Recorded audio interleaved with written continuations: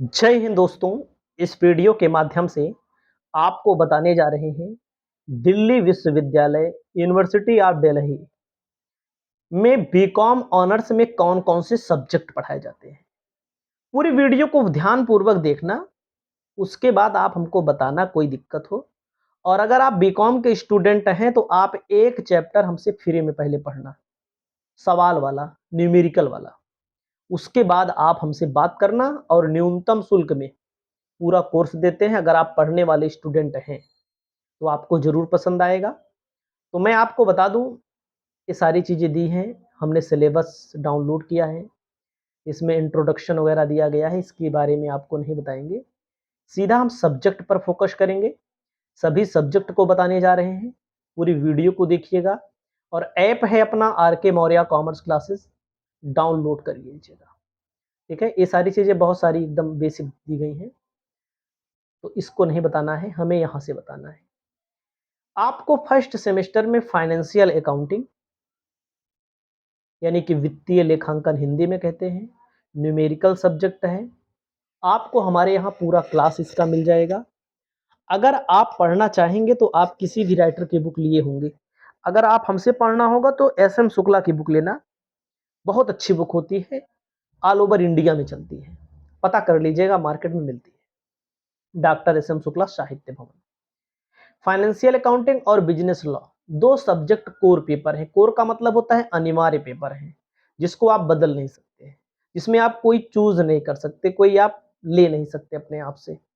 Financial accounting numerical है, सवाल वाला है। बिजनेस लॉ थ्योरेटिकल है। अगला है जेनेरिक इलेक्टिव एनी वन, मतलब कि देखो, general generic elective animal. Animal का मतलब होता है इसमें केवल आपको एक लेना है। एक कैसे लेना है हम आपको सब चीज बता दे रहे हैं, पूरा बने रहिए बस आप। Basic of accounting, business organisation management, इनमें से केवल आपको एक लेना है। ठीक है, तो ये फर्स्ट सेमेस्टर के सब्जेक्ट हो गए। अब हम आपको देखो सेकेंड सेमेस्टर भी लिखा है, तो सेकेंड सेमेस्टर का बता दे रहे हैं।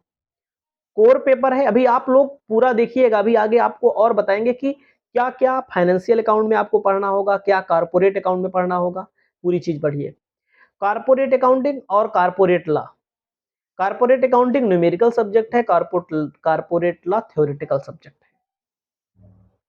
इन दोनों में केवल एक लेना है आपको, entrepreneurship finance for non finance executives. कहने का मतलब ये दोनों अनिवार्य हैं सेकेंड सेमेस्टर में। कारपोरेट अकाउंट सवाल वाला सब्जेक्ट है, निगमीय लेखांकन बोलते हैं। Doctor S M Shukla ji की बुक बहुत अच्छी होती है, आप पता कर लीजिएगा मार्केट में, हमारे ऊपर विश्वास मत करिएगा, या अन्य किसी राइटर की पढ़ना चाहोगे तब भी आपको पढ़ा देंगे। कारपोरेट लॉ को कंपनी लॉ बोलते हैं। ठीक है, इन दोनों में केवल एक लेना है। अभी आप आगे जब आपको पूरा डिटेल में आगे बता रहे हैं कौन कौन सा चैप्टर भी पढ़ना है, पूरी वीडियो को देखोगे तभी समझ में आएगा। अब देखो थर्ड सेमेस्टर है। थर्ड सेमेस्टर में एक समस्या है थोड़ी सी, इस समस्या का समाधान हम जो ढूंढने का प्रयास करेंगे। इन्होंने कहा ह्यूमन रिसोर्स मैनेजमेंट पहला पेपर, इनकम टैक्स वाला, income tax law and practice, doctor H C Mehrotra की बुक हम पढ़ाते हैं, डॉक्टर त्यागी की बुक पढ़ाते हैं, बढ़िया बढ़िया बुक पढ़ाते हैं जो मार्केट में चलती हैं। ये सवाल वाला सब्जेक्ट है भैया, प्रैक्टिकल। और मैनेजमेंट एंड प्रिंसिपल एप्लीकेशन, ये दोनों थ्योरी है। अब इनमें से केवल एक लेना है, चाहे आप स्टॉक मार्केट ले लीजिए, चाहे ह्यूमन रिसोर्स मैनेजमेंट ले लीजिए, चाहे फंडामेंटल ऑफ मार्केटिंग ले लीजिए। देखो ह्यूमन रिसोर्स यहाँ पर भी दिया है, इसके बारे में थोड़ा हमको डाउट है कि दोबारा प्रिंटिंग में तो दिक्कत नहीं हो गई है। तो बहरहाल इन तीनों में से एक लेना है, और इनमें से अब आपको एक लेना है स्किल वाले में, e commerce, training development, digital marketing, personal tax planning, communication and documentation in business, personal finance and planning. इन सब से एक लेना है, इन सब में से एक लेना है। अगला है कोर पेपर। कोर पेपर में फोर्थ सेमेस्टर में देखिएगा, रुक जाइएगा, देख लीजिए, ये थोड़ा स्क्रीन का मामला रहता है। Cost accounting, business mathematics, computer application in business. पहला सब्जेक्ट कॉस्ट अकाउंटिंग को लागत लेखांकन, बिजनेस मैथ को व्यवसायिक गणित बोलते हैं, न्यूमेरिकल है, ये थ्योरिकल है। Insurance, risk management, project management and technique में एक लेना है, और इसमें से इनमें से एक लेना है आप स्किल में से। चाहे कंप्यूटराइज अकाउंटिंग सिस्टम ले लीजिए, चाहे business research method and analytics ले लीजिए, चाहे लीडरशिप ना, collective bargaining and negotiation skill ले लीजिए। अगला है 5वां सेमेस्टर। 5वें सेमेस्टर में प्रिंसिपल ऑफ मार्केटिंग दिया है, फाइनेंशियल मैनेजमेंट न्यूमेरिकल है, management account, organisation behaviour, micro economic, entrepreneurship. इन चारों में से एक लेना है आपको। मैनेजमेंट अकाउंट न्यूमेरिकल है, याद रखना, और सब थ्योरिकल है, चाहे जो ले लेना। कारपोरेट टैक्स प्लानिंग न्यूमेरिकल है, बाकी सब इसमें से, और ये बिजनेस स्टैटिक्स न्यूमेरिकल है। बीच के दोनों थ्योरिकल हैं, चाहे बीच के दोनों ले लो, चाहे बिजनेस स्टैटिक्स ले लेना, हमारे हिसाब से बहुत फायदे में रहोगे, याद रखना हमारी बात को। 6 सेमेस्टर में ऑडिटिंग, कारपोरेट गवर्नेंस दिया है, गुड्स एंड सर्विस टैक्स दिया है, दोनों में से एक लेना है। Fundamental of investment, compensation management, business tax दिया है, consumer affair and customer care दिया है। ये चारों में से एक लेना है आपको, ठीक है। ऊपर जो ऑडिटिंग और जीएसटी था, उनमें से दोनों लेना पड़ेगा, और इनमें से एक लेना है आपको। इनमें से अगर आप लेंगे, चाहे जो ले लेना, इंटरनेशनल बिजनेस ले लेना, इंडस्ट्रियल रिलेशन ले लेना, फाइनेंशियल रिपोर्टिंग, बैंकिंग, इंश्योरेंस, चाहे जो मन के वो ले लेना आप।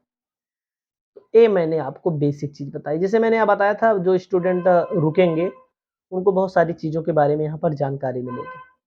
जानकारी क्या मिलने वाली है? जैसे फाइनेंशियल अकाउंटिंग का पेपर होगा, 100 नंबर का होगा, 3 घंटा टाइम होगा, ठीक है। तो इसमें क्या क्या पढ़ना रहेगा, क्या क्या पढ़ना रहेगा, यही सब चीज़ दिया है, चैप्टर का नाम दिया है, समझिएगा। Understand theoretical framework accounting, theory बताना अकाउंटिंग में क्या होता है, कैसे होता है। फाइनेंशियल स्टेटमेंट का मतलब होता है फाइनल अकाउंट पढ़ना रहेगा।